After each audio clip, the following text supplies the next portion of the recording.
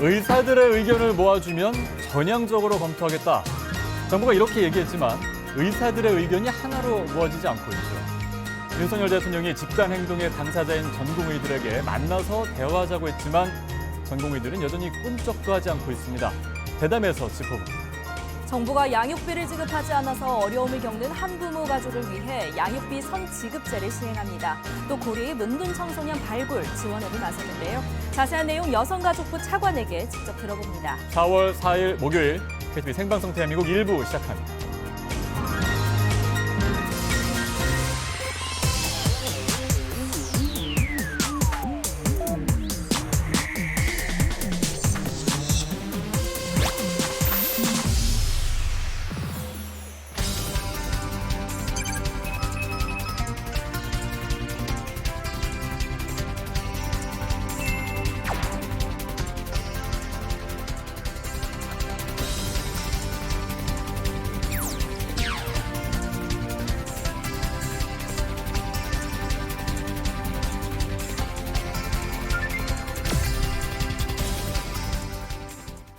대통령이 집단 행동의 당사자인 전공의들에게 만나서 대화하자고 제안했습니다.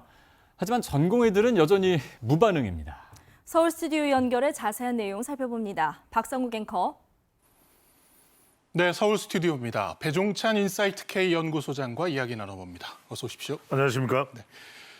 정부가 전공의들에게 윤석열 대통령이 직접 만나서 소통을 하고 싶어 한다라는 메시지를 연속 이틀째 내고 있습니다. 어떻게 보십니까?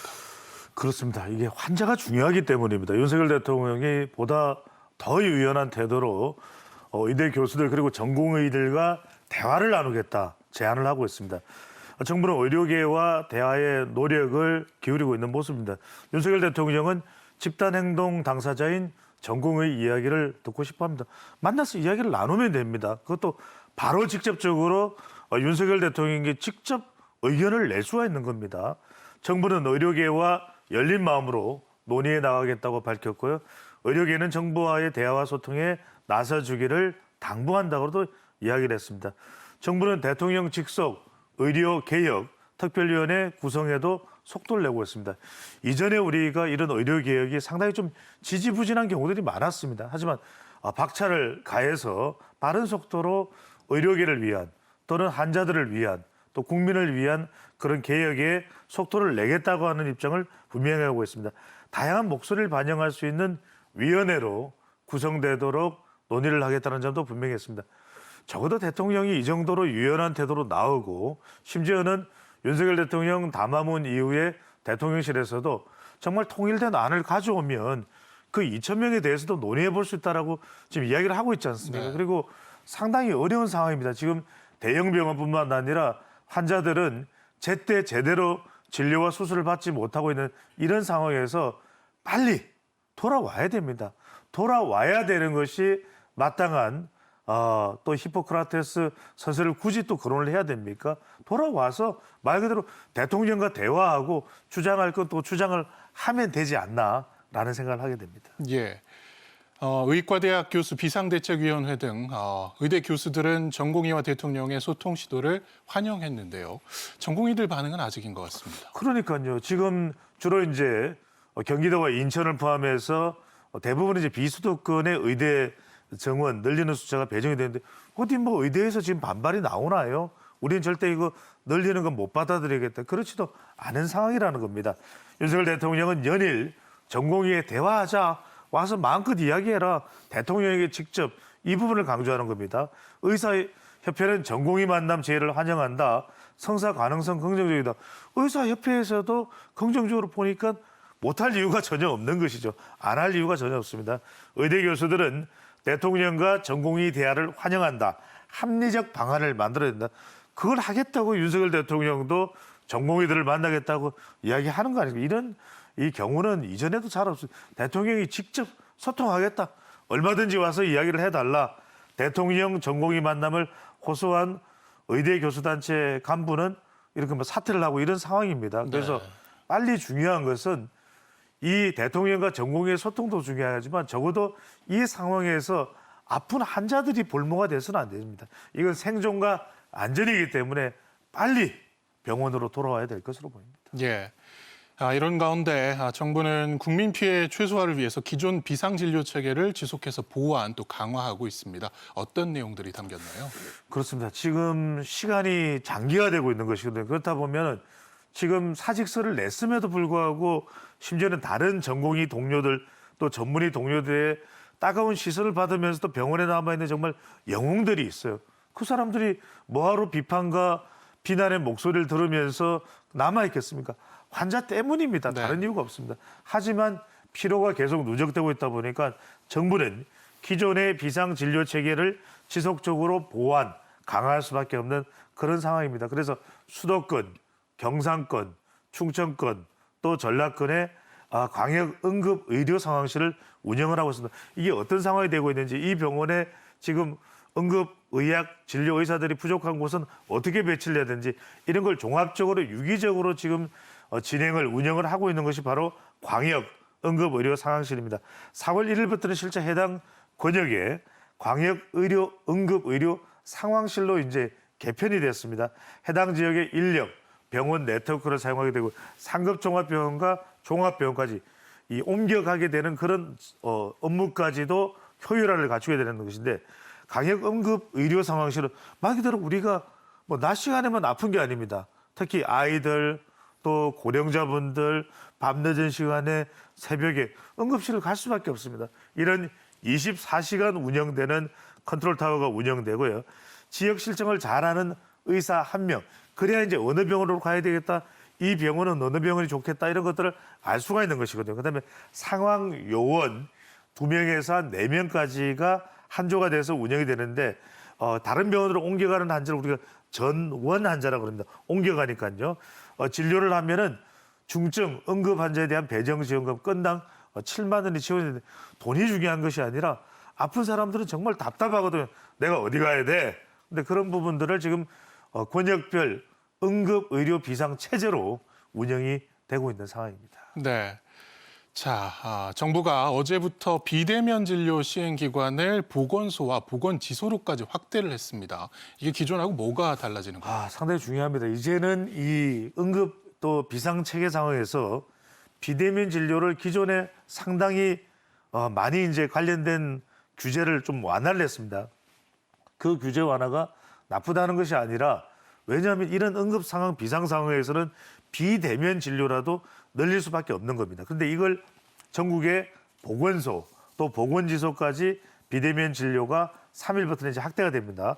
보건소 246개소, 보건지소 1341개소니까 거의 한 1500여 개소가 넘습니다. 이렇게 하는 이유는 이제 이 보건소와 관련된 부분들도 상당히 이제 진료 체계나 근무 시간이 이제 누적이 되기 때문에 이쪽에서도 비대면 진료를 각 병원에서 안 되는 부분도 있습니다. 지금 심지어는 개원의 같은 경우에도 진료 시간을 단축하겠다 이렇게 좀 나오고 있는 그런 상황이기 때문에 보건소, 보건지소에도 비대면 진료를 한시적으로 이제 폭을 이제 넓혀 놓는 겁니다. 경증 질환자는 지역 보건소, 보건지소에 비대면 진료가 이용이 가능해집니다. 그래서 처방 전에 약국 전송 등 현행의 비대면 진료 절차를 동일하게 적용되기 때문에 병원의 비대면 진료를 이용하기가 어려운 분들은 이 공공의료 체계를 이용할 수 있는 것이고 지역 보건소를 이용하던 국민들은 더 편리하게 이용합니다. 이미 등록이 돼 있고 기록이 돼 있거든요. 그래서 비대면 진료가 가능하기 때문에 보건소, 보건지소의 의사분들은 방문을 하지 않고도 만성질환자 관리가 가능합니다. 이미 오랫동안 이용을 해왔던 분이기 때문에 그분들을 꾸준하게 보건소와 보건지소를 통해서 관리가 또 될 것으로 보입니다. 예. 자, 의대교육 지원 TF에서 국립대 의대 전임 교수 확대 방안을 또 논의를 했습니다. 이 부분에서는 어떤 준비가 이루어지고 있나요? 자, 이게 중요할 수밖에 없는 것은 그동안 전공의 또는 의사협회에서 반발해왔던 것이 의대 정원을 이제 의대 숫자를 늘리게 되면 과연 교육이 가능하겠느냐 이 부분을 계속해서 문제 제기를 해왔던 것인데 정부에서는 또 꾸준히 설명을 했습니다. 조기영 보건복지부 장관도 박민수 차관도 한덕수 총리도 심지어는 윤석열 대통령의 담화문 내용에도 포함이 되어 있습니다. 의대 교육을 지원하기 위한 TF에서 국립대 의대 전임 교수 확대 방안이 논의되고 있습니다. 계속 늘리겠다 이런 이야기를 하고 있는 것이고요. 지역과 필수 의료를 획기적으로 강화하기 위해서 국립대 병원 중심으로 임상, 교육, 연구 역량을 높이겠다라고 이야기를 하고 있는 그런 차원에서 이제 의대 교수의 숫자도 이제 더 충원되고 확충이 되는 것이죠. 2027년까지 의과대학 전임 교수를 1,000명까지 증원 늘리는 계획입니다. 그러니까 의대 학생 수만 늘리는 게 아닙니다. 이 시설도 임상 실습 시설도 더 확충되고 또 의대 교수들도 더 늘어나고 권역별, 거점별 인프라가 더 강화된다라는 점을 계속해서 강조하고 있습니다. 내년도에 대학별 교수를 증원하는 규모를 각 대학의 수요를 토대로 해서 종합적으로 검토합니다. 계속해서 논의가 이루어지고 있는 것입니다. 그러니까 충청권, 호남권, 경상권 계속해서 의대 숫자가 이제 학생 숫자가 늘어나기 때문에 교수도 더 필요하겠죠. 그 부분이 다 맞춤형으로 논의가 됩니다.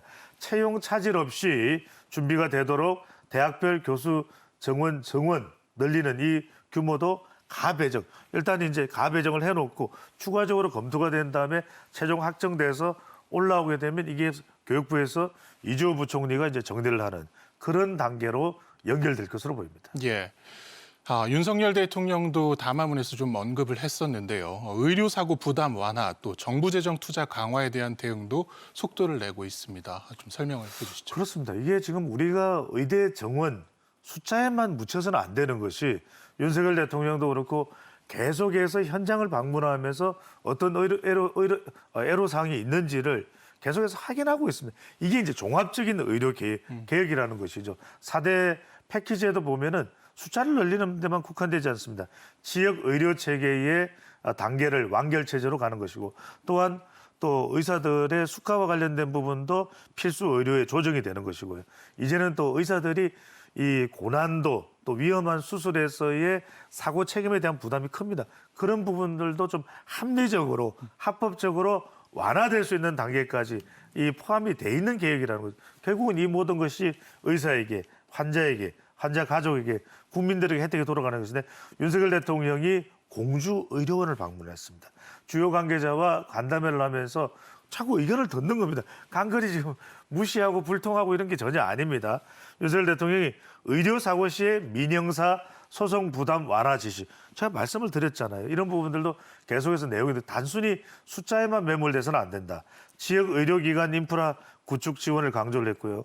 근보 재정에만 의존 않고 정부 재정 투자가 강화되도록 하는 부분도 또 강조가 됩니다. 그러니까 많은 분들이 좀 오해를 하고 계시는 것이 이렇게 뭔가 전반적인 인프라를 확충하면 보험료를 더 내야 되는 거 아니에요. 그동안 이 건강보험 재정이 흑자 경영을 해왔어요. 그래서 충분히 그 추가적인 부분에 대한 여력이 있다. 그리고 또 더 추가적으로 들어가야 될 부분은 정부 재정을 투자해서라도 이 인프라를 보완하겠다라는 것이 정부의 이제 방침이라는 것이고 정부는 그래서 의료 사고 처리 특례 법안도 제정하는 것을 추진을 하고 있습니다. 이게 이제 의사분들이 그동안 왜 응급실, 수술실에 있는 CCTV 설치 여러 가지 부담이 됐던 거 사실 아니겠습니까? 네. 이건 우리 병원에서 수술하기 힘듭니다.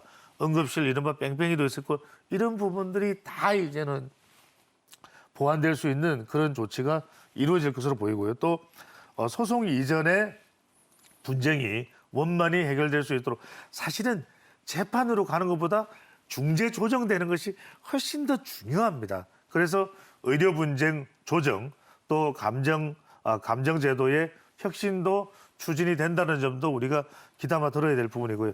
건강보험 재정에만 의존하지 않고 아까도 말씀드렸듯이 자꾸만 우리 국민들도 자칫 일종의 정치권 공세에 흔들리기 또 현혹되기 쉬운 것이 이러면 우리가 보험료 많이 내야 되는데 그게 아닙니다. 왜? 해야 될 인프라를 지금 단계에 확충하지 않으면 시간이 지나면 더 많은 비용 부담이 들 수밖에 없는 것입니다. 그 부분을 지금 과감히 정부 재정을 투자해서라도 하겠다는 것이 정부의 의지로 읽히고 있습니다. 네. 그런가 하면 또 윤석열 대통령이 국무회의에서 기획재정부에 내년 예산안 편성할 때 의료 지원 분야를 따로 보고를 하라고 지시를 했습니다. 이 하루 이틀에 되는 일이 아니기 때문에 재정의 의료 개혁을 지속적으로 뒷받침할 수 있는 구조가 좀 마련이 돼야 될 것 같은데 어떤 방안들이 있을까요? 그렇습니다. 여러 가지 이야기들은 저도 이제 사실 관계자들의 우리 KTV 출연을 위해서 많은 취재를 하고 있습니다. 그러면은 실제로 간호사 단체에서는 의사 숫자 늘어나야 된다 이야기를 하면서 또 필수 의료와 관련된 부분, 또 지역 공공의료와 관련된 부분에 대한 내용들 상당히 많이 건의를 해주고 계십니다. 그래서 결과적으로는 재정 투자를 얼마나 확대를 하고 그 부분이 계속해서 요구가 되어 왔던 부분, 요구되어 오지 않았던 부분이 아닙니다. 필수 의료 분야 투자를 국가 본질적 기능으로 격높여서 지원을 한다. 가령 우리가 소아과, 또 지역 의료, 또 산부인과 그리고 수가 조정도 가능해지면 그런 부분에 필수 의료가 좀 더 늘어날 수 있는 확충이 될 수 있겠죠. 10조 원 이상의 건강보험 재정과 아까 흑자 운영이 되어 왔다는 말씀들 국가 재정이 투입이 될 것이고 필수 의료에 대한 특별 회계 신설, 지역 의료 발전 기금 조성 등 체계 등이 구축됩니다. 과연 얼마나 좀 힘든 상황인가 그 부분을 정확히 우리가 액면 그대로 적나라하게 파악이 되면 추가적인 지원에 대한 설득력도 있을 겁니다. 기존 건강보험의 투자 항목을 효과를 재평가해서 의료 남용을 준다. 이번에 이것도 굉장히 좋은 방안들이 나왔습니다. 우리가 결과적으로는 의료보험에 적용을 받지 못하는 피부양자임에도 사실상 그런 부분들이 우리 건강보험 재정이 줄줄 새는 원인이 되어 왔던 것이거든요. 그런 부분도 혁신하겠다. 지역 필수 의료와 의료 전달 체계의 정상화를 위해서 더 강화합니다. 이번에 상당히 주목받았던 부분이 이런 부분인 것 같아요. 어려운 의료 공백의 상황이지만 오히려 우리가 아프면은 저 서울로 갈게요. 빅5 병원에 가야 됩니다. 무조건.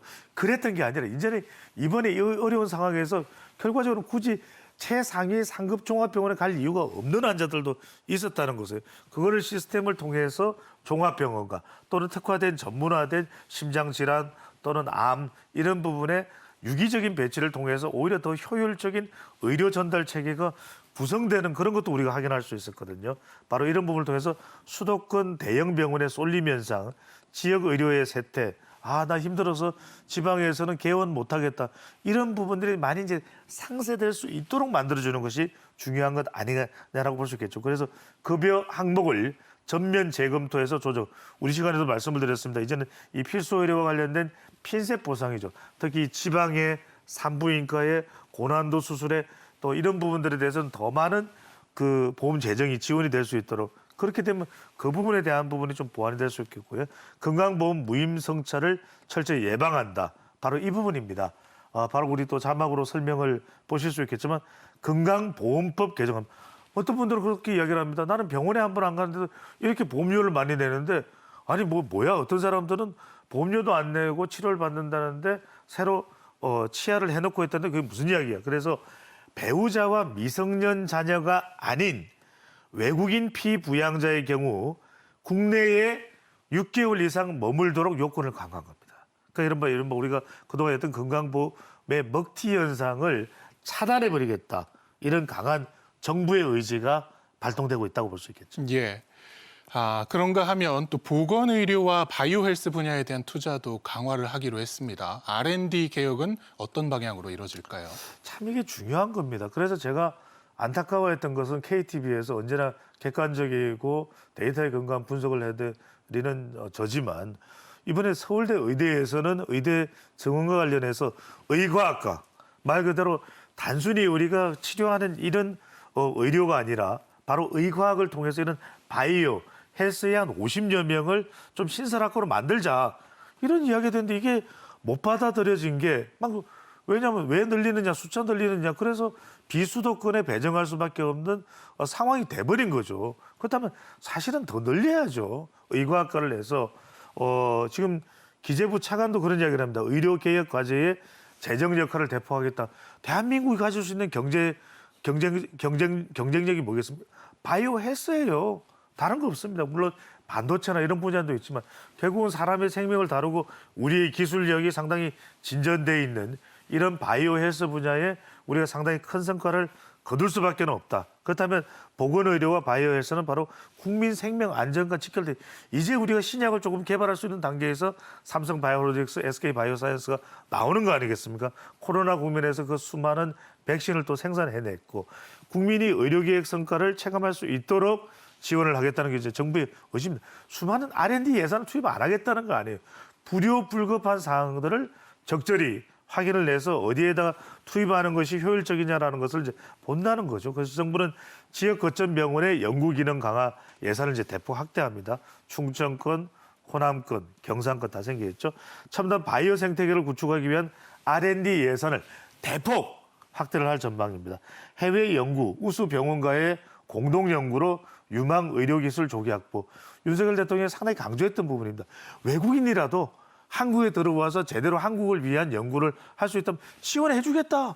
그 이야기를 여러 차례 강조를 한 바가 있었죠. 임상 연구, 융합형 전문 인력 양성 등에 중점 투자할 방침이고요.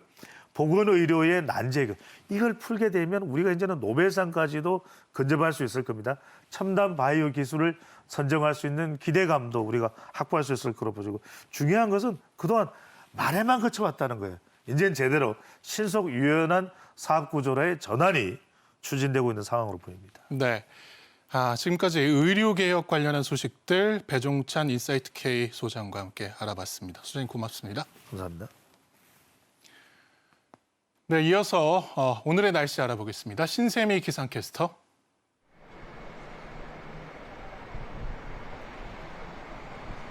네, 상암동에 나와 있습니다. 요즘 곳곳에 핀 봄꽃들을 보면은 봄 기운이 물씬 느껴지죠. 오늘은 봄의 5번째 절기, 청명입니다. 청명은 하늘이 차츰 맑아진다라는 의미를 지니고 있는데요. 아쉽게도 오늘 전국 대부분 지역의 하늘빛이 흐리겠습니다. 그래도 날은 포근하겠습니다. 오늘 서울을 비롯한 중북부 지역의 하늘은 종일 흐릴 것으로 예상됩니다. 또 비구름이 들어오면서 충청 이남 지역은 오전 사이 비가 시작되겠는데요. 밤까지 충남과 호남, 경남 서부 내륙과 제주에 비가 내리겠습니다. 비의 양은 대부분 5mm 미만으로 살짝만 오겠고요.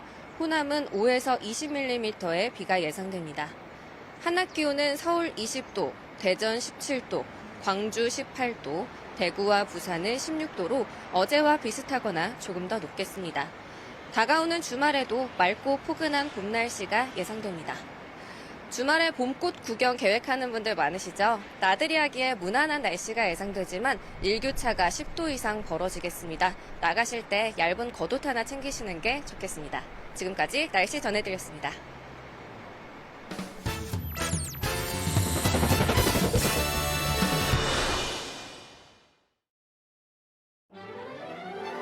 라떼는 말이야, 식목일이 오면 너도 나도 한 손에는 삽 들고 한 손에는 묘목 들고 무조건 뒷산행이었지. 푸른 강산을 만들기 위한 그때 그 시절 우리들의 열정. 다시 한번 칭찬 좀 해달라고. 제18회 식목일을 맞아 전국 각지에서는 헐벗은 강산에 많은 나무를 심었는데 이곳 서울에서도 아침부터 내리는 단비를 맞아가며 여러 시민과 학생 그리고 공무원들이 인근 산과 들에서 정성 어린 한 그루 한 그루에 나무를 심었습니다. 푸르른 우리 강산을 꿈꾸며 국민 모두가 나무 심기에 동참하던 그 시절. 그런데 문제는 심는 것만이 끝이 아니었으니. 산에 나무를 심자는 소리는 귀가 아프도록 들어온 말입니다. 보시는 바와 같이 해마다 5월마다 심기는 심는데 아직도 헐벗은 산이 태반입니다. 심는 것이 우선 중요하다면 잘 가꾸는 것은 더욱 중요하며 무엇보다도 잘라내지 않는 것이 가장 중요합니다. 나무는 심는 데 그쳐서는 안 됩니다. 자식을 기르듯 정성을 다해 가꾸어야 합니다. 병든 나무에는 약을 주사해야 하며 영양이 모자라면 거름을 주어야 하고 쓸데없는 가지는 쳐줘야 합니다. 한 그루의 묘목이 쓸모있는 나무로 자라기까지는 20-30년의 긴 세월을 요합니다. 맨날 애써서 나무 심어봤자 한순간의 부주의로 몇십 년의 공을 한나당 태워버릴 수도 있다고.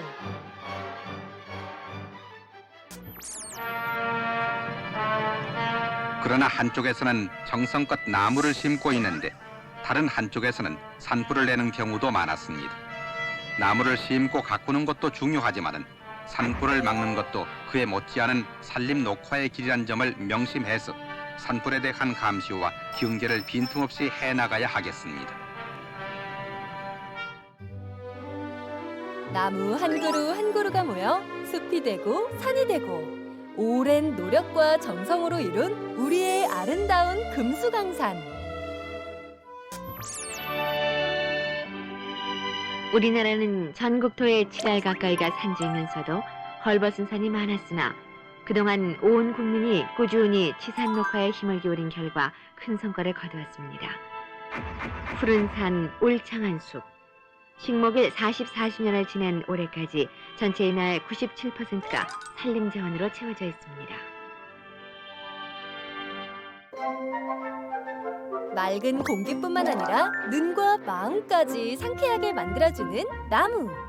아낌없이 주는 나무라는 게 괜히 나온 말이 아니라고. 1년 중 나무 심기에 가장 좋은 계절을 맞아 서울을 비롯한 전국의 도시에서 도시 가꾸기 사업이 한창입니다. 시멘트 담장을 헐고 나무를 심어 울타리로 삼는 지혜가 주택을 더욱 아름답게 해줍니다.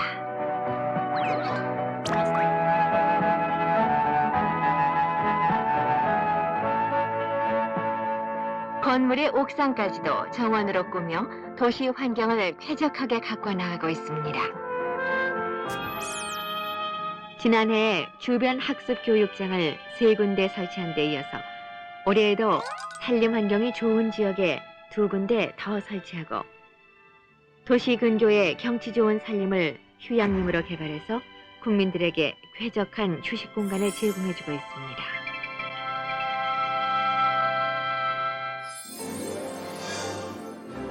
아름다운 금수강산과 쾌적한 삶의 터전을 위해 우리의 소중한 나무를 아끼고 사랑해 줍시다.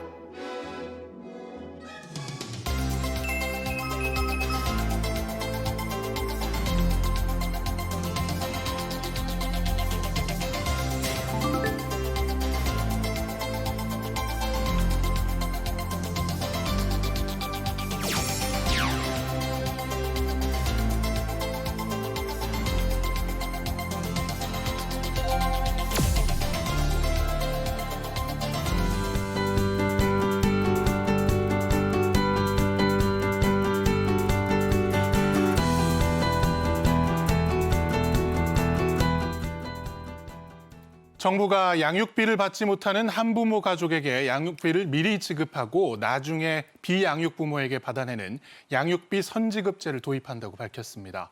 또 고립운둔 청소년을 발굴해서 지원하는 체계를 구축해서 본격적인 시행에 나선다고 하는데요. 오늘 스튜디오에 나와 있는 여성가족부의 신영숙 차관과 이야기 나눠보겠습니다. 차관님 어서 오십시오. 네, 안녕하십니까. 예.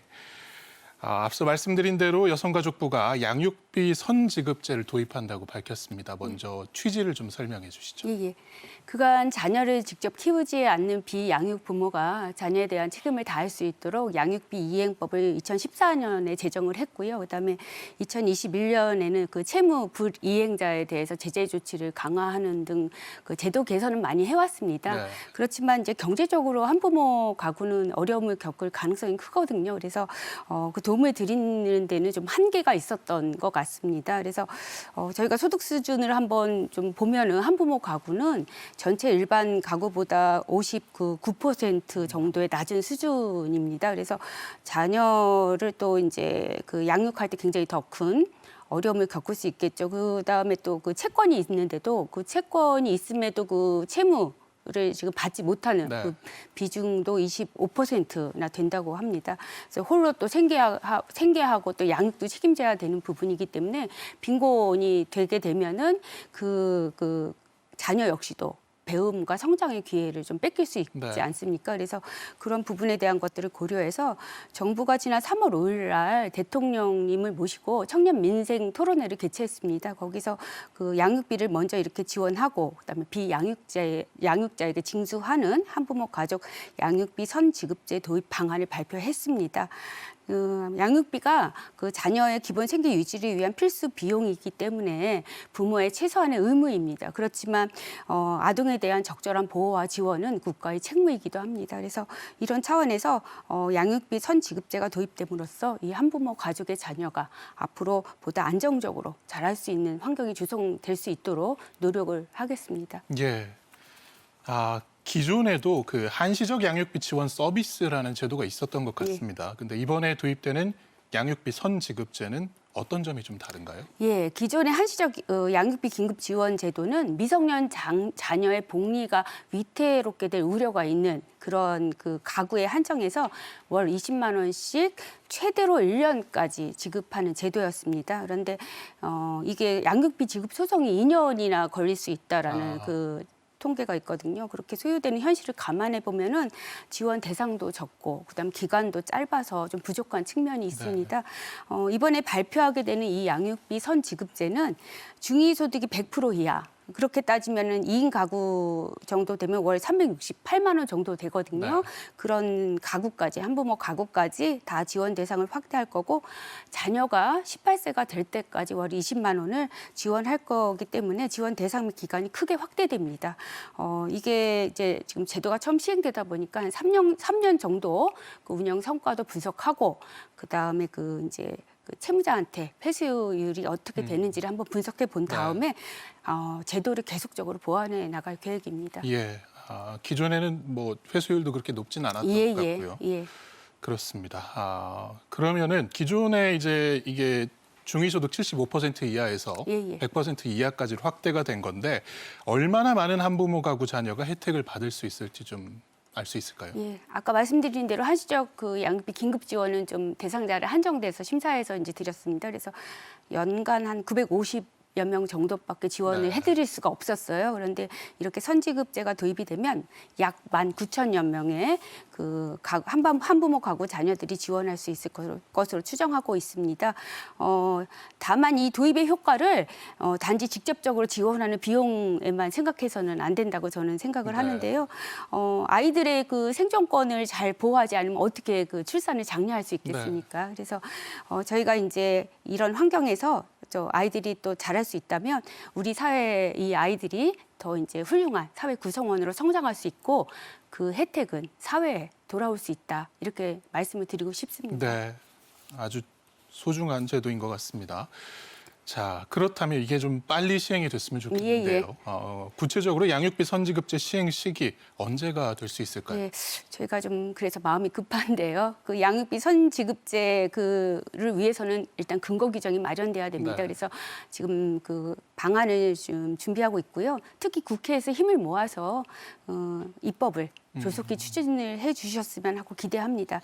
제가 안 그래도 그 3월 29일에 그 양육비 업무를 담당하고 있는 기관을 갔어요. 가서 그 지원 업무 현황하고 필요한 사항들도 점검을 하고 왔습니다. 그래서 정부도 이제 내년도에 가장 빠른 시기에 이 제도가 시행될 수 있도록 만반의 준비를 지금 하고 있는 중입니다. 예, 조속히 좀 시행이 이루어졌으면 좋겠습니다. 자, 이 제도가 좀 현장에서 자리를 잡기 위해서는 무엇보다도 이 양육비 채무자에 대한 제재도 좀 중요할 것 같습니다. 어떤 방안들이 마련이 됐습니까? 크게 한 3가지 방향으로 말씀드릴 수 있습니다. 첫 번째는 이제 선지급금을 이제 그 지급한 거에 대한 강제 징수 관련입니다. 그동안 이제 양육비 이행관리원이라는 기관에서 이 업무를 담당을 하고 있었어요. 그런데 그 채무자의 동의 없이는 이 금융재산 조회가 불가능했습니다. 그러다 보니까 법원을 통해서 이제 그 확인할 수 있는 그런 명령을 받은 다음에 그 양육비 이행관리원이 그제서야 압류 절차에 들어갈 수가 있거든요. 그러다 보면은 시간도 지체되고 그다음에 과정도 또 많이 소요가 돼가지고 비효율적인 측면이 있었습니다. 근데 앞으로는 이 기관에서 채무자가 동의 없어도 금융 정보를 조회할 수 있도록 관련 법이 개정될 예정입니다. 그렇게 되면은 그 기존에는 한 4개월에서 6개월이나 이런 과정들이 소요됐거든요. 그런데 지금은 일주일 이내 그런 압류를 할 수 있고 그다음에 그 압류를 하면은 그 채무자의 그러한 소득 수준에 맞춰서 맞춤형 징수를 할 수 있습니다. 그렇게 된다 그러면 회수율 제고가 훨씬 잘 될 걸로 그렇게 기대할 수 있습니다. 그다음에 그 다음 방안은 제재 조치입니다. 이렇게 의무적인 이 양육비를 고의적으로 그 채무 그 상태로 가는 사람들에 대한 것은 신속하게 제재 조치를 해야 됩니다. 그래서 지난 3월에 양육비 이행법이 개정됐습니다. 그래서 이전에는 채무자를 일정 기간 그 구금하거나 구치소에 가두는 그 감치 명령 이후에 이런 절차가 진행이 됐거든요. 네. 그런데 이 법이 개정됨으로써 이러한 제재 그 감치 소송 없이도 바로 이렇게 제재 조치를 할 수 있거든요. 그렇게 되면 시간도 약 6개월에서 1년까지 단축할 수 있고요. 그다음에 더 좋은 점은 소송 비용이 일단 절감될 수 있습니다. 그래서 이런 부분도 저희가 방향을 좀 잡고 있고요. 그다음에 마지막 그 방향이 가장 중요합니다. 저는 이런 제재 조치라든가 이런 강제 회수가 능사는 아니라고 생각합니다. 그 비양육 부모가 자녀와의 원만한 관계를 가질 때 이 자발적인 양육비의 이행 그 비율이 굉장히 높다. 네. 이런 결과도 있습니다. 그래서 그 비양육 부모와 자녀 관계가 좋도록 또 연락 빈도가 높을 수 있도록 저희가 지금 그 만남을 지원하는 면접 교섭 서비스를 하고 있거든요. 네. 네, 이런 운영 기관은 기존에는 18개 기관에 한정돼서 운영이 됐었는데 전국에 가족센터가 있습니다. 그곳에서 이런 그 지원을 할 수 있도록 저희가 확대할 예정입니다. 그래서 자녀가 양육하고 비양육하는 부모의 모든 사랑을 받을 수 있도록 네. 그렇게 그 잘하는 것이 저는 가장 바람직한 방향이다. 이런 점을 좀 강조하고 싶습니다. 예, 비양육 부모가 끌 수 있는 시간을 최대한 줄이고 예. 그리고 또 제재도 강화하고 그런 식으로 징수를 좀 빨리 하도록 하는 게 뭐 중요하겠지만 말씀하신 것처럼 이 자녀에 대한 사랑 정말 비양육 부모, 양육 부모 모두가 주는 것이 가장 중요한 일이 아닌가 싶습니다. 예, 다음 이야기를 좀 나눠보겠습니다. 고립운둔 청소년 을 위한 지원 사업에 관해서 이야기 나눌 텐데요. 지난 3월부터 고립은둔 청소년 맞춤형 지원 사업이 시작이 됐습니다. 추진 배경 좀 설명해 주시죠. 여성가족부의 가장 중요한 사업이 또 청소년 그 업무입니다. 일단 고립이라는 거는 눈에 보일 정도로 사회 활동이 줄어들었는데 그 긴급한 상황에서 주변에 도울 사람이 없는 상태 네. 이런 걸 말하고요. 은둔은 고립보다 더 심각합니다. 그 사회 활동을 하지 않고도 제한된 그 공간에서 3개월 이상 생활하는 그런 상태를 말하거든요. 예. 그래서 이제 이런 부분이 특정한 연령대에서만 관찰되는 현상은 아니라고 합니다. 지난해 복지부에서 고립은둔 청년 실태 조사를 했었습니다. 그때 이러한 경험이 있는 청년이 약 25%. 그래서 4명 중 1명이 예. 10대에 내가 이런 상태가 시작됐다. 그렇게 응답을 했다고 합니다. 그다음에 또 23년도에 통계청 사회조사 결과도 또 의미가 있는데요. 그 사회적 고립 청소년 비율을 5.3%로 잡고 있습니다. 그 이를 13세에서 18세 청소년 인구가 270만 명입니다. 거기 적용을 해보면 약 14만 명의 청소년들이 이런 상태에 있을 수 있다. 이렇게 추정할 수 있습니다. 그래서 각종 조사에서 알 수 있듯이 이렇게 청소년기에 시작된 고립은둔이 청년이나 중장년기까지 장기화될 수 있다라는 부분에 대한 우려를 한다고 하면은 초기 단계부터 조속한 개입이 굉장히 필요합니다. 그래서 이런 부분이 개인과 가족의 문제다 이렇게 이제 치부할 것이 아닙니다. 이렇게 사회적으로 지원 필요성이 커지고 있기 때문에 이 여성가족부에서 이를 적극 발굴하고 그 다음에 이 지원할 수 있는 그 사업 체계를 좀 갖추고자 하는 차원에서 이 대책이 마련된 것입니다. 예, 그 4명 중 1명이라는 통계가 좀 굉장히 놀라운데요. 이게 이 연령대에 이제 고립운둔이 시작이 되면 장기적으로 성인이 돼서도 그럴 가능성이 높은 크다라는 것이고 예. 그때 이걸 고치려고 하면 오히려 사회적 비용이 훨씬 많이 들 것 같으니까요. 중요한 사업인 것 같습니다. 자, 국가가 이 고립운둔 청소년을 우선적으로 또 선제적으로 발견하기가 어려울 것 같습니다. 이분들이 밖으로 나오지 않는 분들이라 더 그럴 것 같은데요. 사회 안전망하고 연계된 방안이 필요할 것 같은데 이 부분도 좀 짚어주시죠. 그래서 이 부분이 가장 이 사업을 하는데 좀 어려운 애로사항일 수가 있습니다. 먼저 잘 발굴을 해야 되기 때문에 현재 이렇게 학업을 중단한 청소년의 정보는 저희 이제 학교 밖 청소년 지원 센터라는 곳이 있습니다. 그쪽으로 자동 연계가 되고 있거든요.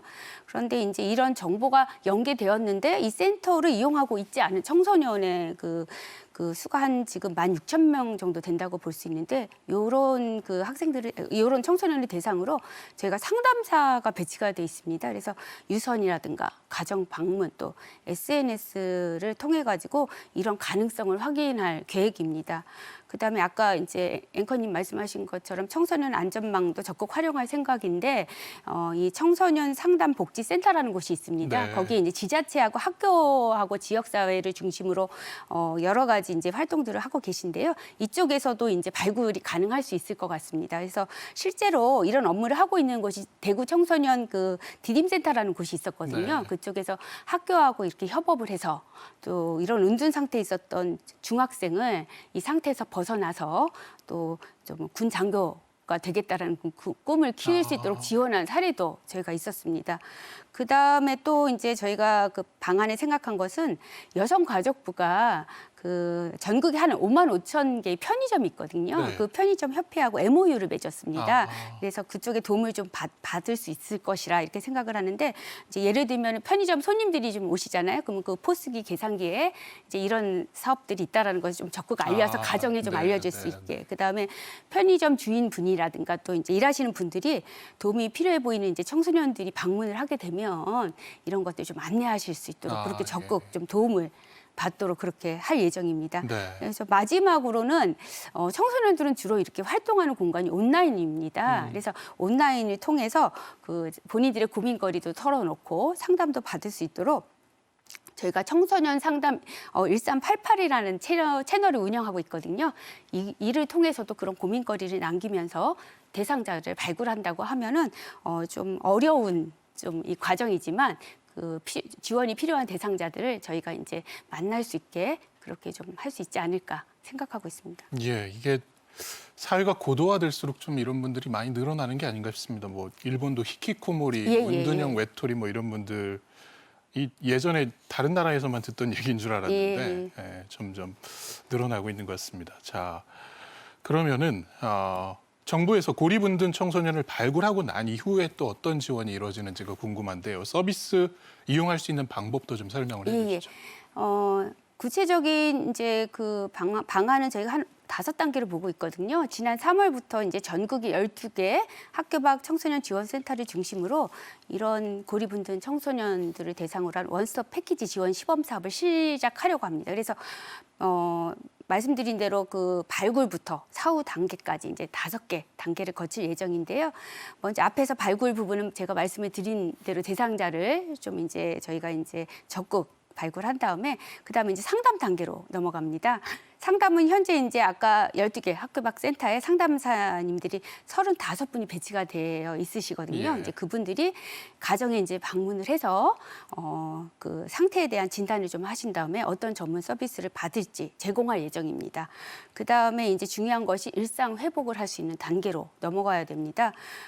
이러한 상태의 청소년들은 낮과 밤이 좀 뒤바뀌어 있을 가능성이 크거든요. 그리고 또 일상이 무너져 있을 가능성이 있다. 그래서 이제 상담을 통해서 규칙적인 생활 습관을 먼저 할 수 있게 좀 도와주고 그다음에 이제 기본적인 일상을 회복할 수 있는 그런 활동들 이런 것들을 지원할 수 있습니다. 그다음에 또 이 청소년이다 보니까 학업 지원 이런 부분도 굉장히 중요하죠. 그래서 본인이 원한다고 그러면 맞춤형 학습 프로그램 을 좀 수립할 수 있도록 도와줄 예정입니다. 그래서 어떻게 진도를 나가야 될지, 그다음에 또 온라인 강의를 혹시 필요하다면 제공을 해줄 수도 있고, 그다음에 정말 이제 학업에 대한 꿈이 있다면 검정고시, 응시 이런 방법들을 통해서 지원을 할 수도 있을 것입니다. 예. 그다음 마지막 단계는 사후 관리인데요. 이렇게 어렵게 문제를 극복했는데 다시 이런 상태로 돌아가면 안 되지 않습니까? 그래서 이 전담 사례 관리 자들이 계십니다. 그래서 주기적으로 연락도 하고 그다음에 또 저희가 아까 학교 밖 센터에서 제공하는 여러 활동들, 프로그램들 연계해서 이 밖으로 좀 나올 수 있게 그렇게 저희가 그 사업을 하겠다라는 그러한 그 계획입니다. 예. 이분들 찾아내는 문제가 가장 시급할 것 같은데요. 다음 달부터죠. 여성가족부에서 고립은둔 청소년에 대한 전국 단위 실태 조사를 하신다고 들었습니다. 예. 올해 처음으로 그 전국 단위 고립은둔 청소년 실태 조사를 실시하는 것입니다. 그래서 언제 시작됐는지, 그다음에 지금 생활 상태는 어떤지, 그다음에 이 상태를 벗어나려면 뭐가 필요한지 이런 내용들을 좀 한번 파악을 해보려고 하고요. 그 9세부터 24세까지 이런 경험이 있는 청소년 누구나 참여할 수 있습니다. 그래서 저희 이제 그 온라인 아까 말씀드린 커뮤니티, 그다음에 이제 관련 지원 기관, 그다음에 이런 것들을 통해서 조사를 한다라는 홍보를 먼저 좀 해야 될 것 같고요. 아까 말씀하신 것처럼 5월부터 시작할 예정입니다. 그래서 온라인을 청소년들이 선호하잖아요. 네. 그래서 이제 대상자들 특성에 맞게 온라인을 활용한 자기 응답식 이런 조사로 진행을 할 겁니다. 특히 조사 과정에서 이제 이런 대상 청소년들도 발굴될 수 있고요. 그다음에 지원 서비스에 연결시킬 수도 있을 것이다라고 저희는 기대를 하고 있습니다. 특히 이제 아까 말씀드린 참고로 복지부에서 이런 청년 실태 조사를 했다고 말씀드렸는데 거기는 한 8,000명 정도 응답을 한 것 같습니다. 그래서 저희도 이제 이 정도 수준은 돼야 그 의미 있는 좀 분석이 좀 될 수 있다. 그래서 적극적으로 응답을 좀 독려를 좀 하는 것이 중요하고요. 그 연말경에 아마 조사 결과를 발표할 수 있을 것 같습니다. 그러면 그 결과를 저희 정책에 잘 반영해서 이 고립운둔 청소년을 체계적으로 지원할 수 있게 되기를 기대하고 있습니다. 예. 지금까지 양육비 선지급제 그리고 고립운둔 청소년 지원 체계에 대해서 여성가족부 신용숙 차관과 이야기 나눠봤습니다. 차관님 고맙습니다. 예, 오늘 말씀 감사합니다.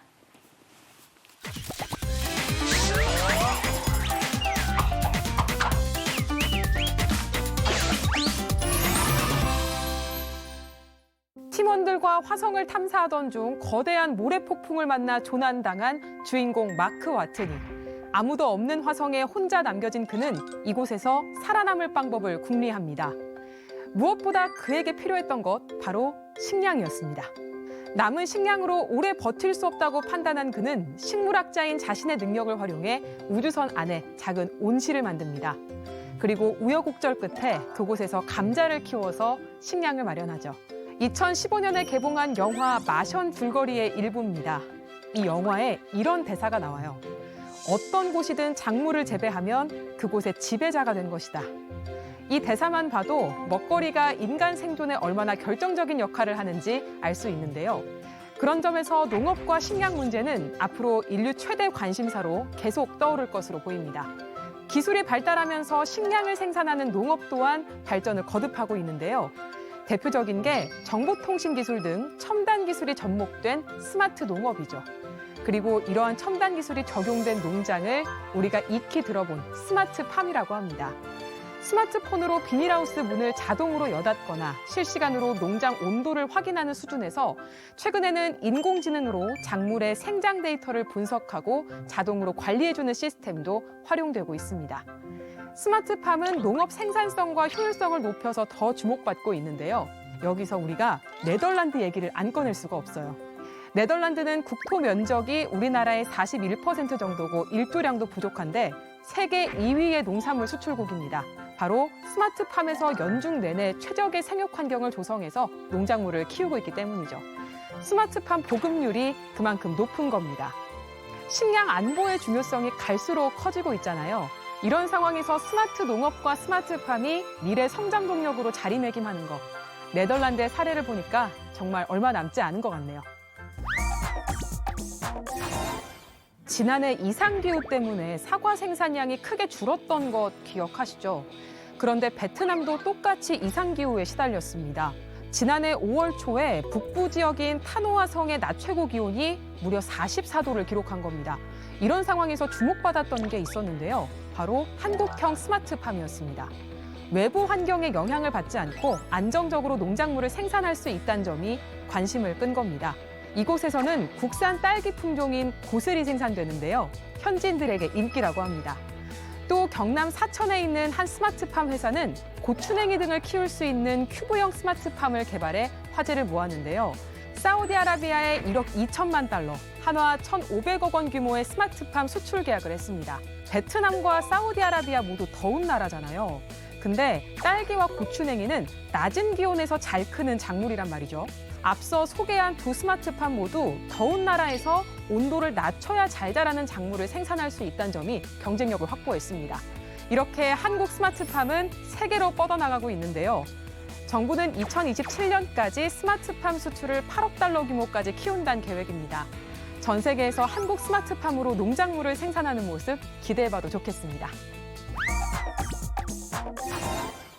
앞서 스마트팜 얘기를 쭉 했는데요. 스마트팜의 한 종류의 수직농장 얘기도 빼놓을 수가 없을 것 같습니다. 수직농장은 쉽게 말해서 아파트형 농장입니다. 좁은 면적에서도 여러 층을 쌓아서 작물을 재배할 수 있어서 공간 효율성이 높다는 장점이 있는데요. 수직농장 세계 시장 규모도 빠르게 늘고 있습니다. 2022년 42억 달러에서 2028년엔 153억 달러로 빠른 성장이 전망되는데요. 하지만 이 수직농장, 그동안 국내에서 아무데나 설치할 수가 없었어요. 농지 입지 규제 때문이었는데요. 앞으로는 스마트 농업 육성지구나 농촌 특화지구 등 일정 지역 안에 수직농장을 지을 수 있게 됩니다. 또 제조업 등만 입주할 수 있었던 산업단지에도 수직농장이 들어갈 수 있도록 시행령도 개정될 예정입니다. 스마트 농업은 농업을 고소득 미래성장 산업으로 전환하기 위해 꼭 필요한 요소입니다. 기후변화와 식량 수급 불안, 또 고령화 등 현재 농업이 가진 도전 과제들의 해결책이기 때문이죠. 그러기에 스마트 농업의 중요성은 시간이 갈수록 더 커지지 않을까 하는 생각이 듭니다. 인류가 농사를 짓기 시작한 지 10,000년이 흘렀습니다. 지금의 우리는 10,000년 전 농업혁명에 이은 새로운 농업혁명기를 살아가고 있는 건 아닐까요? 영화 마션의 주인공처럼 화성에서 스마트팜으로 농사를 짓고 있는 날이 머지않아 다가올지도 모르겠습니다. 지금까지 SN뉴스였습니다.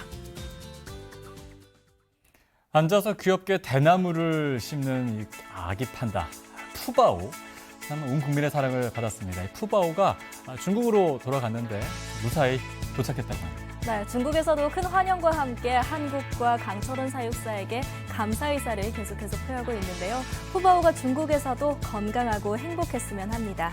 자, 생방송 대한민국 1부 마칩니다. 저희는 내일 오전 10시에 다시 찾아뵙겠습니다. 시청해주신 여러분 고맙습니다.